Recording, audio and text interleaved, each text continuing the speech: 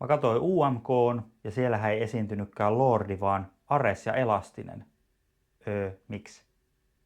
Ja mullahan ei ole siis Aresta ja Elastista mitään vastaan, mä vaan koin, että se niiden show oli aika irrallinen osa verrattain siihen, että meidän ainoa Euroviisuvoittaja Lordi olisi voinut vetää se Hard Rock Hallelujaan siihen slottiin. Ja kyllä, Lordi esiintyi siinä Hengaillaan ohjelmassa ja Elämäni biisissä, ne oli tosi jees. Mutta kyllä se tavallaan se viimeinen kirsikka kakun päälle olisi ollut se, että se olisi saanut esiintyä siellä UMK:ssa. Ja jos noista kolmesta olisi pitänyt valita, niin ehdottomasti sitten se UMK. Et mä en niinku tavallaan itse ikinä hahmota, kun ihmisten kanssa tosi paljon puhuu vaikka Lordista, niin se jotenkin on ihmisten mielissä ja sydämissä aika paljon niinku semmoinen vitsi.